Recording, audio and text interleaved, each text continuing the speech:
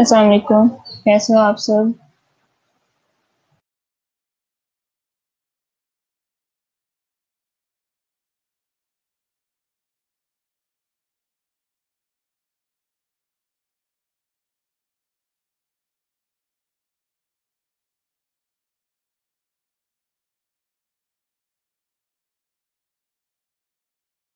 आवाज आ रही है सबको?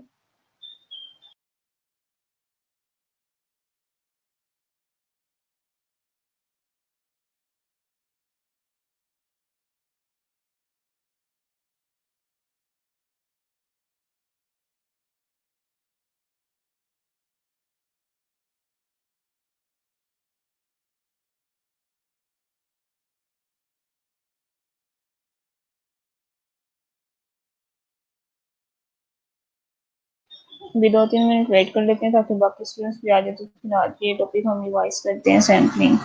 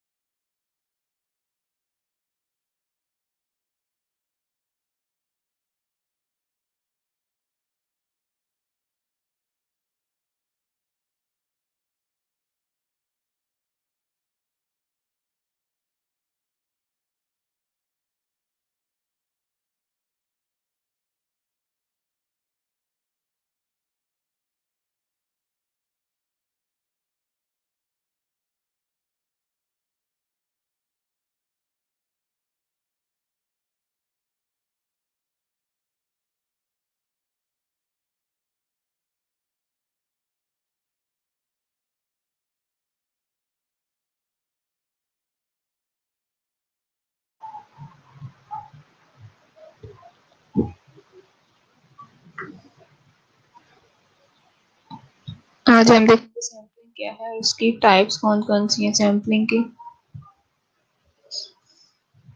Sampling is defined as the process of selecting certain members or a subset of population to make statistical inferences from them and to estimate characteristics of the whole population. ठीक है, sampling क्या होता है, process जिससे हम क्या करते हैं, सबसेट लेते हैं पॉपुलेशन, ताकि जो हम रिजल्ट्स बनाए वो हम उसको होल पॉपुलेशन पे उसको जनरलाइज कर सकें, इसलिए हम सैम्पलिंग करते हैं। ठीक है, सैम्पलिंग हम प्रोसेस को कहते हैं जिससे हम सैंपल सेलेक्ट करते हैं।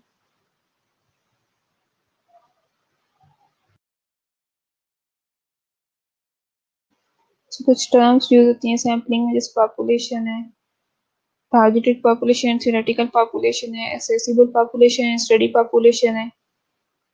सैंपल एलिमेंट हमारे पास क्या है, single unit of a population. Sampling frame क्या है, list of all elements of population from sample is draw. ठीक है, सैम्पलिंग फ्रेम उसे कहते हैं जिसके लिए हमारे पास लिस्ट होनी चाहिए पार्टिसिपेंट्स की, ताकि हम उनमें से रैंडमली सिलेक्ट कर सकें। सैम्पलिंग बायस क्या होता है, अंडर या ओवर रिप्रेजेंटेशन। सैम्पलिंग क्राइटेरिया में आ जाता है एलिजिबिलिटी क्राइटेरिया।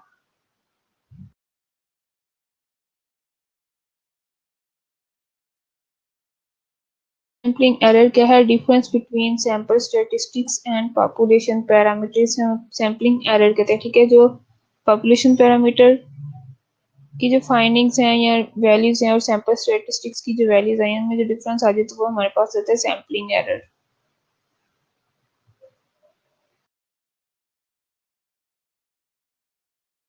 सैम्पलिंग ब्रेकडाउन क्या हुआ है, सबसे पहले हम क्या करते हैं, थ्योरेटिकल पॉपुलेशन सिलेक्ट करते हैं, फिर उसमें से हम स्टडी पॉपुलेशन सिलेक्ट करते हैं, फिर हम अपना सैम्पलिंग फ्रेम बनाते हैं, देन हम अपना सैंपल ड्रॉ कर लेते हैं।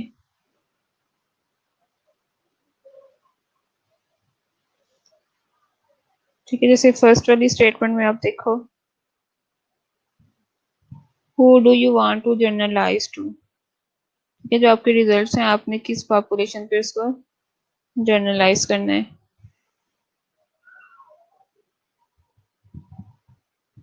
जैसे मतलब आपने कोई यूनिवर्सिटी सिलेक्ट की ये करनी है, ठीक है, या कोई कॉलेज सिलेक्ट करना है, तो इसमें वो चीज़ आप आएगी कि किस पे आपने अपने रिजल्ट्स अपनी जो रिसर्च की फाइंडिंग्स तो आपने जनरलाइज करनी है। ठीक है, फॉर एग्जाम्पल अगर आप यूनिवर्सिटी को सिलेक्ट कर रहे हो तो यूनिवर्सिटीज आपकी आ जाएंगी पंजाब में। ठीक है, फर्स्ट आपके पास आगे थ्योरेटिकल पॉपुलेशन है जो है यूनिवर्सिटीज इन पंजाब। ठीक है, फिर उसमें से आप क्या करोगे, study population, what population can you get access to. फिर आप पंजाब में से आप यहाँ पे लिख दोगे कि ऑल यूनिवर्सिटीज इन लाहौर। ठीक है, लाहौर की यूनिवर्सिटीज में पॉपुलेशन उनको आप एक्सेस करोगे। How can you get access to them, अब कैसे उन तक एक्सेस कर सकते हो। ठीक है, तो यहाँ पे आपके पास लिस्ट आनी चाहिए, list of all universities of Lahore. ठीक है,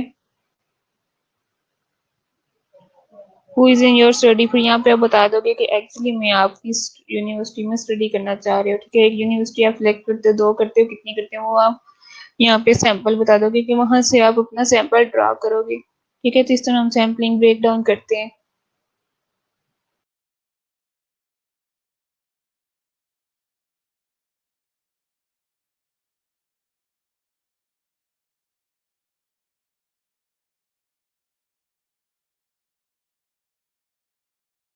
समझ आ गई सैम्पलिंग ब्रेक डाउन हम कैसे करते हैं।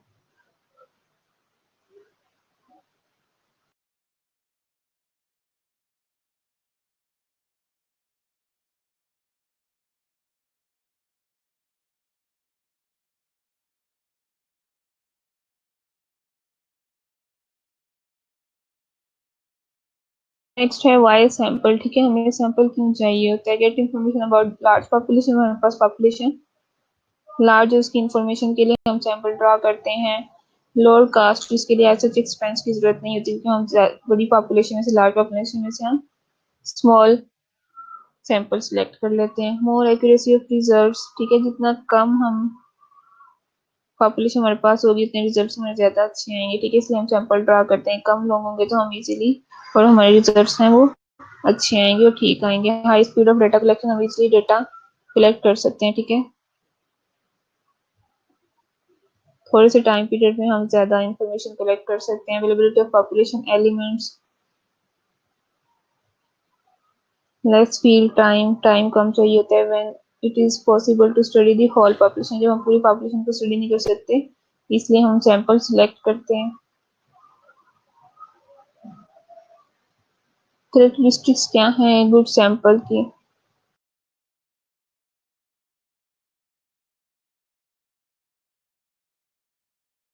ए true representative of the population, जब आपका सैंपल पूरी पॉपुलेशन को रिप्रेजेंट करेगा देन वो एक अच्छा सैंपल आपने लिए।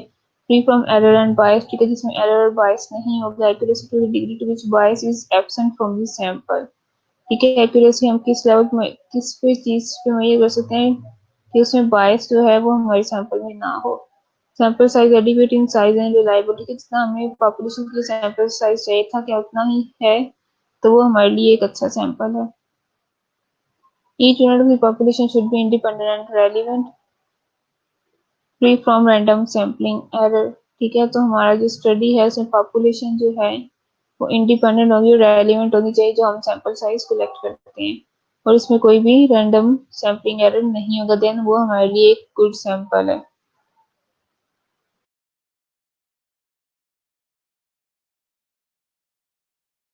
फैक्टर्स कौन कौन से इफेक्ट कर सकते हैं आपके सैंपल पे based on nature of researcher in experience investigator, ठीक है। इसे पता ही नहीं है कि उसने सैंपल कैसे कलेक्ट करना है, उसने कौन सा फार्मूला कैसे लगा के उसने सैंपल कलेक्ट करना है, उसके पास नॉलेज नहीं है, इंटरेस्ट नहीं है, उसका ऑनेस्टी नहीं है, इसके पास खुद से ही वो सैंपल साइज बता देगा या सैंपल की इंफॉर्मेशन कलेक्ट कर लेगा। लैक ऑफ प्रॉपर सुपरविजन, ठीक है, या उसको कोई सुपरवाइज नहीं कर रहा।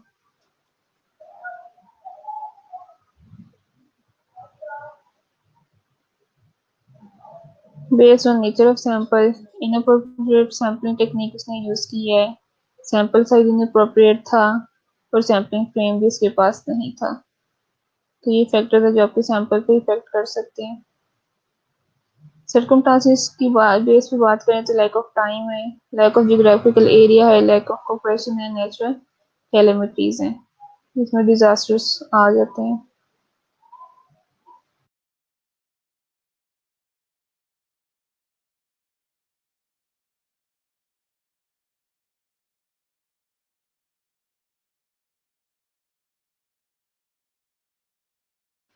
पर्पसेस क्या है स्टडी के? Sampling saves time, energy and money, sampling enables to estimate sampling error, sampling helps in improving the quality of data, sampling helps in quick results and help in quick generalisation, ठीक है। जब भी हमने ये सारे points पीछे discuss किए हैं यहाँ पे भी वही पर्पस बताएगी कि सैम्पल हम इसलिए करते हैं कि हम टाइम सेव कर सकें, एनर्जी सेव कर सकें, मनी सेव कर सकें, ठीक है। हमें इंफॉर्मेशन क्विकली मिलती है और हम रिजल्ट्स को जनरलाइज कर सकते हैं इजीली।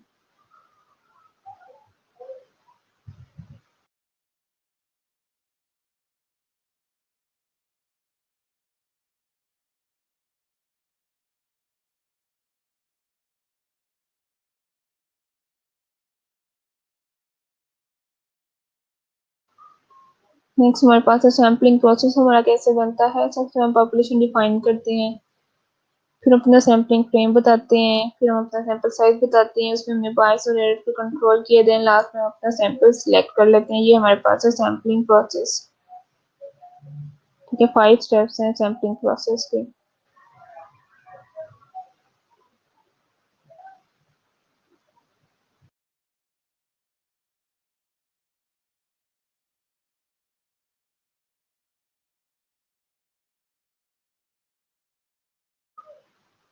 टाइप्स की बात करें तो हमारे पास मेन 2 टाइप्स होती हैं सैम्पलिंग की, probability and non probability sampling, ठीक है। प्रोबेबिलिटी सैम्पलिंग को हम सेकंड नेम रैंडम सैम्पलिंग भी कह सकते हैं, नॉन प्रोबेबिलिटी को हम नॉन रैंडम सैम्पलिंग भी कह सकते हैं।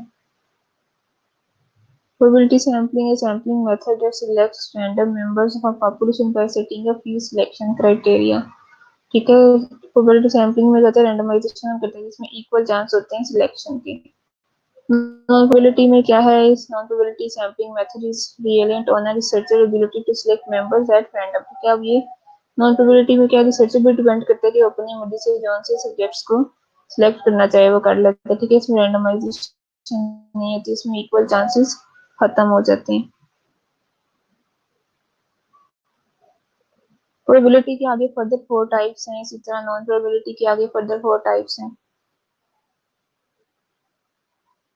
प्रोबेबिलिटी के अगर हम देख लें तो इसमें हमारे पास सिंपल रैंडम सैम्पलिंग आती है, cluster sampling, systematic sample and stratified random sampling. इसी तरह नॉन प्रोबेबिलिटी की बात करें तो इसमें हमारे पास कन्वीनियंट सैम्पलिंग है, ठीक है, जजमेंटल या पर्पसिव सैंपल है, snowball sampling and quota sampling है, ठीक है। यहाँ पे हम रैंडमाइजेशन नहीं करते नॉन प्रोबेबिलिटी में।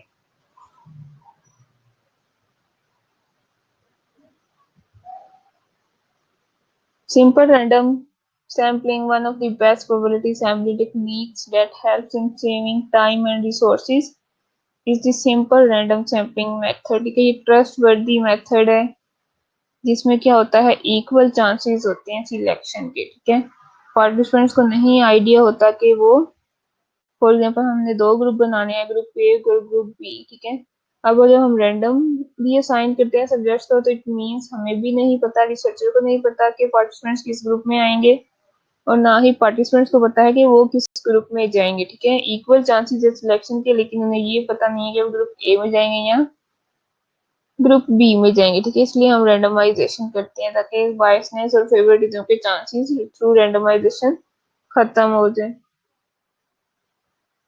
ठीक है, ये ट्रस्टवर्दी मेथड है। रैंडम सैम्पलिंग हम, हमारे पास कोई नंबर है, हम वहां से सिलेक्ट कर सकते हैं, लिस्ट हमारे पास अवेलेबल है। ठीक है, यहाँ हम लॉटरी मेथड से हम रैंडमाइजेशन कर सकते हैं।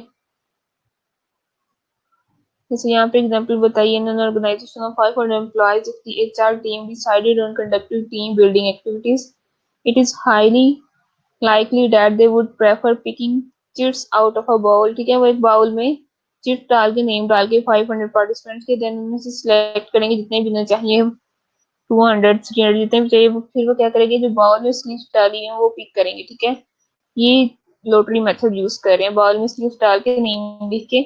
अब इक्वल चांसेस है सिलेक्शन के। ठीक है, लेकिन ये नहीं पता कि कौन से 200 उनके पास आ जाएंगे, कौन से बाकी 300 रह जाएंगे। ठीक है, तो ये क्या है, रैंडमाइजेशन का एक मेथड बताया कि ये एग्जाम्पल है, थ्रू रैंडमाइजेशन हम कैसे सैंपल सिलेक्ट कर सकते हैं। जैसे यहाँ पे बताया गया। ठीक है, फर्स्ट में 5 मेंबर्स, इस तरह थर्ड में 5 है, उसके बाद सेकंड में 5 है, तो यहाँ पे इक्वल चांसेस है सिलेक्शन के। यहाँ पे नहीं पता कि कौन सा मेंबर सिलेक्ट हो जाएगा। ठीक है, जैसे फर्स्ट वाले में सेकंड और थर्ड हो गया है, सेकंड वाले में 10 सिलेक्ट हो गया है, लास्ट वाले में 14 सिलेक्ट हो गया। तो यहाँ पे क्या है, ये इन्होंने रैंडमाइजेशन की है कि इक्वल चांसेस है सिलेक्शन के। पार्टिसिपेंट्स को भी नहीं पता कि कौन से पार्टिसिपेंट सिलेक्ट हो जाएंगे। ठीक है, नाइट सर्चर को पता है कि कौन से पार्टिसिपेंट वो सिलेक्ट कर लेगा। तीसरा हम रैंडमाइजेशन करते हैं। क्लस्टर सैम्पलिंग में क्या है, cluster sampling is a method where the researchers divide the entire population into sections or clusters that represent a population. Clusters are identified and included in a sample on the basis of defining demographic parameters such as age, location, sex, etc. Cluster sampling basically हम geographical areas की base पे करते हैं। ठीक है, study population is divided into heterogeneous groups usually based on geographical areas. From these group samples are randomly draw from these groups known as cluster. ठीक है, फिर हम उनके क्लस्टर्स बनाते हैं। One thing to consider, heterogeneity within the cluster and homogeneity between the clusters.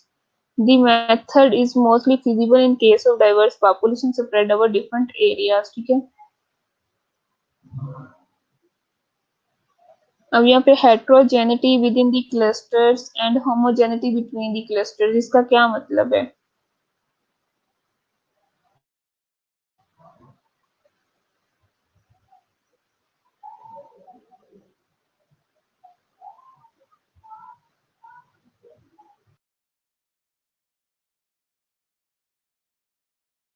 Next मैं example भी बताती हूँ तो इसमें क्लियर हो जाता है।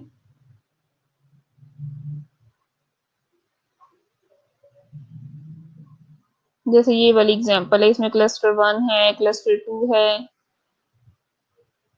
क्लस्टर 3 है, क्लस्टर 4 5, ये बनाए उन्होंने क्लस्टर्स। ठीक है, अब पीछे उन्होंने क्या कहा था, हेट्रोजेनिटी है विद इन क्लस्टर्स लेकिन होमोजेनिटी बिटवीन क्लस्टर्स।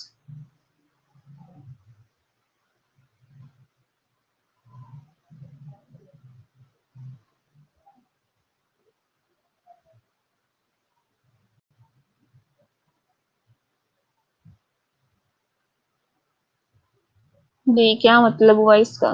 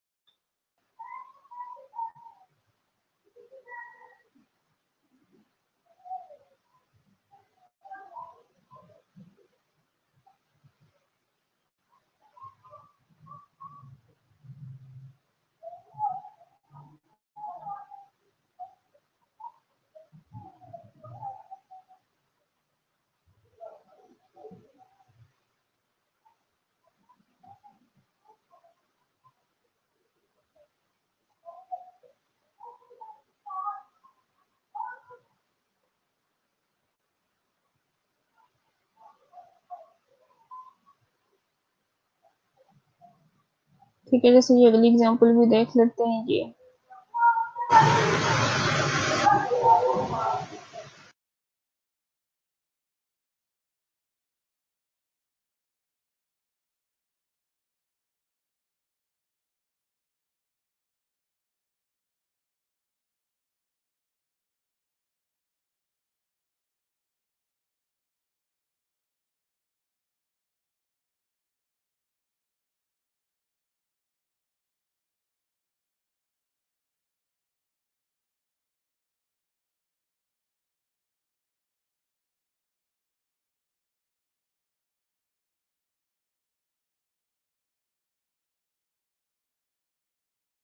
तो यहाँ पे आप इसमें देखो क्लस्टर 1 में, ठीक है, कुछ रेड में उन्होंने घर शो किए हुए हैं, कुछ ग्रीन कलर में, ठीक है। तो ये क्या है, हेट्रोजेनिटी ये आ गई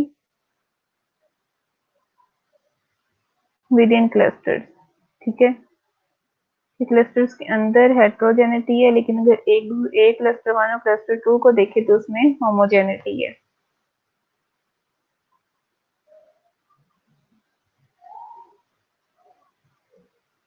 ठीक है। ठीक है, हेट्रोजेनिटी विद इन ग्रुप में है और होमोजेनिटी बिटवीन ग्रुप्स में है, ठीक है। क्लस्टर 1 के अंदर हेट्रोजेनिटी है, क्लस्टर 2 के अंदर हेट्रोजेनिटी है। अगर क्लस्टर 1 और क्लस्टर 2 को देखें तो इन दोनों के दरमियान होमोजेनिटी है, ठीक है। यहाँ पे एग्जांपल बनाई गई है, जो यूनाइटेड स्टेट में उन्होंने देखना था कि इमिग्रेंट्स कितने हैं, तो उन्होंने सिटीज लेवल पे डिफरेंट उन्होंने सिलेक्ट कर लिए, ठीक है, स्टेट सिलेक्ट कर लिए, उनके क्लस्टर बना के फिर उनमें से उन्होंने उनकी स्टडी की कि अब स्टेट के बेस पे अगर वो देखे तो कितने कितने इमिग्रेंट्स हर स्टेट में प्रेजेंट है।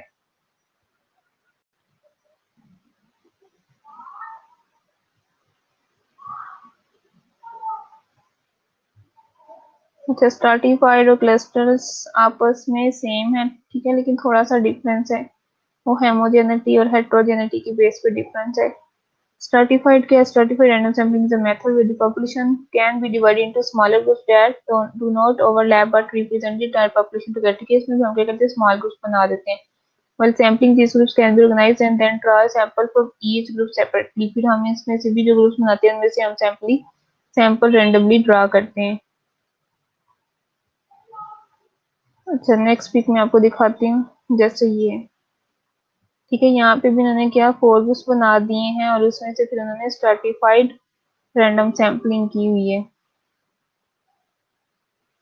नेक्स्ट पिक में जैसे ये है, एक वुमेन्स का ग्रुप बनाया, एक मैन का बनाया, फिर उसमें से वो स्ट्राटिफाइड रैंडम सैम्पलिंग कर रहे हैं, रैंडमली सिलेक्ट कर रहे हैं। ये पिक जिसमें आपको स्ट्राटिफाइड और क्लस्टर सैम्पलिंग में क्लियर डिफरेंस शो होगा।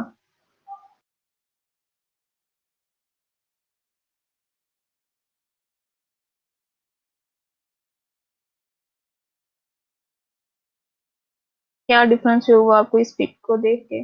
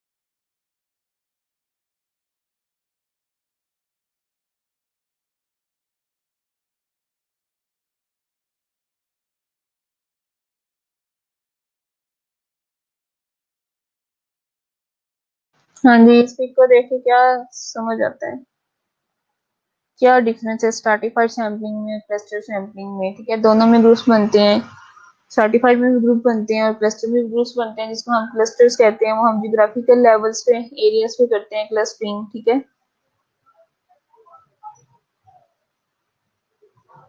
और होमोजेनिटी और हेट्रोजेनिटी आप देखो तो स्ट्रैटिफाइड में होमोजेनिटी विद इन ग्रुप है और क्लस्टर में बिटवीन ग्रुप्स है।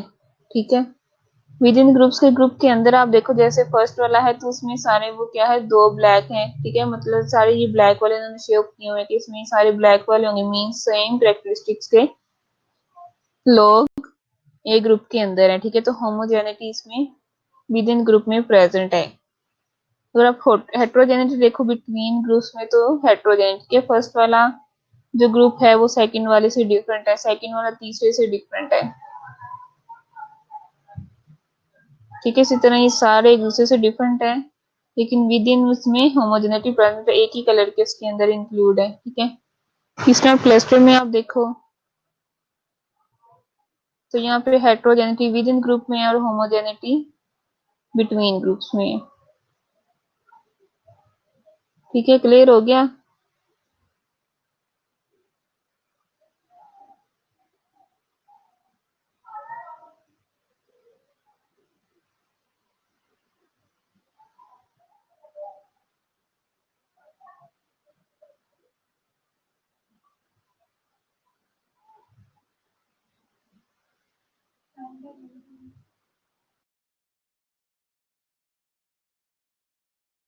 सभी आप 5 मिनट की 7 मिनट्स की ब्रेक कर लो नमाज से लिए। ठीक है, फिर हम स्टार्ट करते हैं लेक्चर इधर से।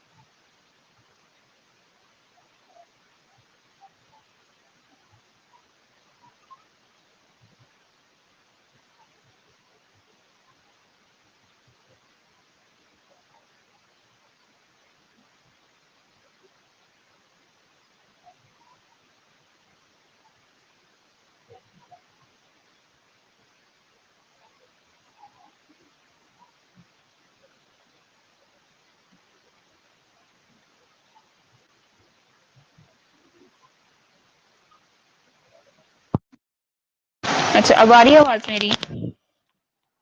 पीछे से मैं रिवाइज कर देती हूँ सिस्टमैटिक से। सिस्टमैटिक में क्या है, सिस्टमैटिकली हम सिलेक्ट करते हैं। जी जी मैं बोल रही हूँ, आ रही है आवाज मेरी? ठीक है। ठीक है, सिस्टमैटिकली में हम क्या करते हैं, सिस्टमैटिक रैंडम सैम्पलिंग में हम kth नंबर सिलेक्ट करते हैं। ठीक है, kth नंबर हमारे पास कैसे आता है, टोटल पॉपुलेशन को हम सैंपल साइज में डिवाइड करते हैं। जैसे यहाँ पे मेरे पास 5000 की पॉपुलेशन है, ठीक है, और मैंने उसमें से सैंपल जो लेना है वो मैंने 500 लेना है। तो टोटल पॉपुलेशन 5000 को मैं 500 पे डिवाइड करके तो मेरे पास आ गया 10। ठीक है, अब 10 मेरे पास क्या है, kth नंबर। अब टोटल 5000 में से जो जिसका नंबर 10 पे आएगा मैं इसको सिलेक्ट कर लूंगी। ठीक है, फिर उस 10 के बाद अगले जो 10 आएगा नंबर पे बंदा, मैं उसको सिलेक्ट कर लूंगी। इसी तरह 10 10 पे जो बंदा आएगा मैं इसको सिलेक्ट करूंगी। ये मेरे पास आ गया kth नंबर। इस तरह मैं सिस्टमेटिकली पार्टिसिपेंट को सिलेक्ट कर लूंगी। ठीक है, जैसे यहाँ पे एग्जाम्पल में बताया है, तो उन्होंने थर्ड नंबर सिलेक्ट कर लिया रैंडमली वैसे ही। ठीक है, फिर अब जो तीसरे नंबर पे जो भी इंडिविजुअल होगा वो उनको सिलेक्ट कर लेगा।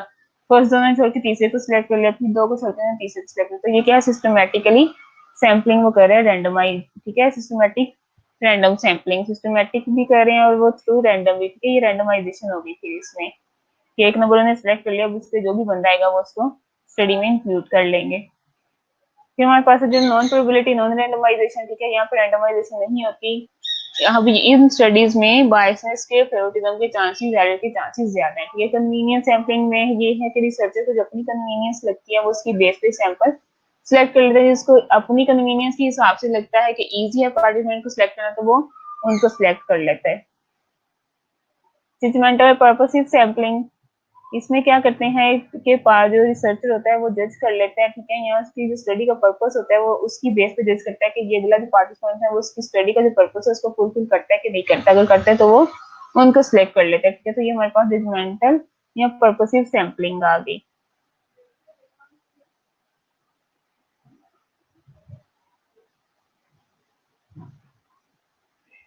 ठीक है, जैसे यहाँ पे बताया गया एग्जाम्पल में कि वो देख रहा है हुआ interested in study for their master degree. Selection criteria में ही पूछता है कि अगर वो इंटरेस्टेड है मास्टर स्टडी में। ठीक है, अगर यस कहते हैं तो वो इनको इंक्लूड कर लेता है कि वो उसकी स्टडी के पर्पस की को फुलफिल करते हैं। अगर वो आंसर देते हैं नो तो वो उनको एक्सक्लूड कर लेते हैं अपने सैंपल से। ठीक है, तो उनका कोई इंक्लूजन क्राइटेरिया की बेस पे या पर्पस की बेस पे स्टडी के वो पार्टिसिपेंट को सिलेक्ट करते हैं। ठीक है, जैसे यहाँ पे ग्रुप बताया गया इंडिविजुअल्स का। जो रिसर्चर है, रिसर्चर अब इनमें से जो लगता है कि उसकी स्टडी को के पर्पस को फुलफिल करते हैं तो वो उनको जजमेंटली वो उनको सिलेक्ट कर लेते हैं। ठीक है, जज करके उन्होंने इतने सारे 10-12 में से सिर्फ 3-4 को सिलेक्ट कर लिया जो उसके स्टडी के पर्पस को अचीव कर सकते हैं। स्नो बॉलिंग सैम्पलिंग, इसको हम चेन रेफरेंस सैम्पलिंग भी कहते हैं। ठीक है, इसमें क्या करते हैं कि रिसर्चर मूव नहीं करता, पार्टिसिपेंट्स आके उसको इन्फॉर्मेशन देते हैं। जैसे फॉर एग्जाम्पल मैं अगर एक पार्टिसिपेंट से इन्फॉर्मेशन ले लेती हूँ, ठीक है, अब उस पार्टिसिपेंट को सारा क्राइटेरिया पता चल गया कि इस स्टडी का क्या क्राइटेरिया है, किस तरह की नॉलेज से रिलेटेड क्वेश्चन पूछ रहे हैं, तो हम उस बंदे कहेंगे कि नेक्स्ट उसको कोई बंदा इस तरह का मिलता है जिसको लगता है कि वो हमारी स्टडी को फुलफिल कर सकता है, तो वो उस बंदे को रिसर्चर के पास भेजे। तो इस तरह क्या है, वो चेन बनती जाती है। ठीक है, तो ये क्या है, स्नो बॉलिंग। ठीक है, स्नो बॉल होता जाता है बड़े से बड़ा, बड़े से बड़ा। ठीक है, एक से दो आगे चलते हैं, दो से तीन बनते हैं, फिर तीन से चार। इस तरह क्या है, स्नो बॉल छोटे से बड़े से बड़ा होता जाता है। ठीक है, ये चेन बनती जाती है। तो ये हमारे पास आ गई स्नो बॉल सैम्पलिंग। जैसे यहाँ बताया गया रिसर्चर ने दो लोगों से इन्फॉर्मेशन ली है। ठीक है, फिर उन दोनों कह दिए कि फर्दर जो उनको लगता है कि उनकी स्टडी को फुलफिल कर सकते हैं तो उनको वो भेज दिए। आगे जो तीन है वो फर्दर आगे आगे जाके, तो ये क्या है, चेन बनती है। एक से तीन, तीन से आगे पांच, सात, इस तरह ये चेन बनती है। ठीक है, लास्ट में मैंने एक एग्जाम्पल किसी मूवी की एग्जाम्पल भी दी थी स्नो बॉलिंग में, वो आती है, वो कौन सी मूवी थी?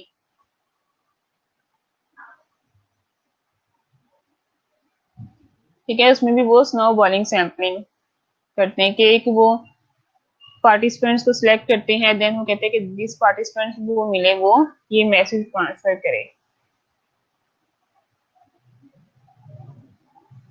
याद है किसी को किस सेक्टर की मूवी थी? अगर नेम याद नहीं तो मूवी का।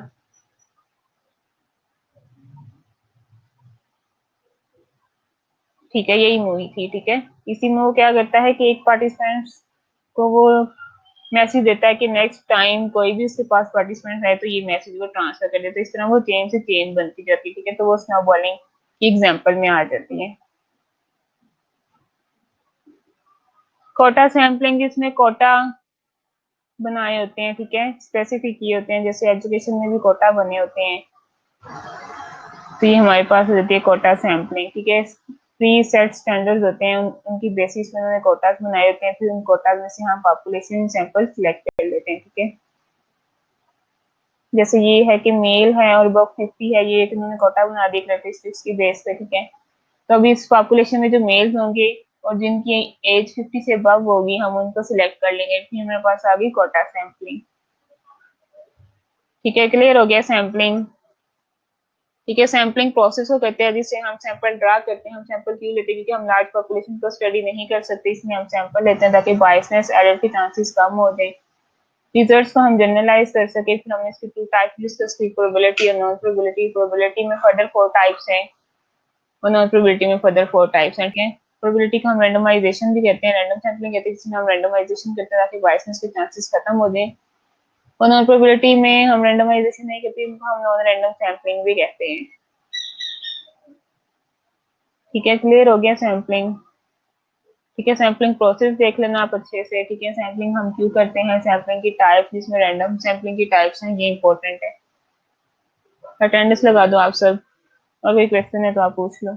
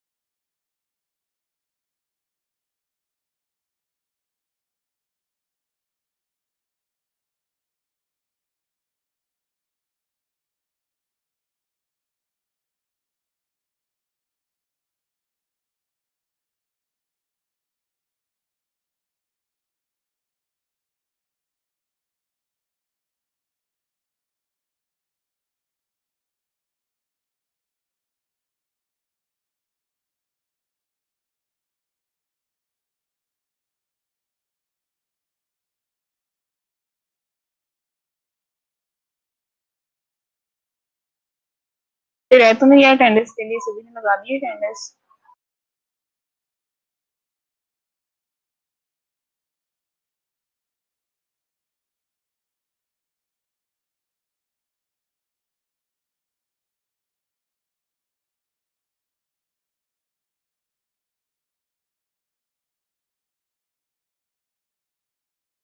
जीना प्रेजेंट नहीं है।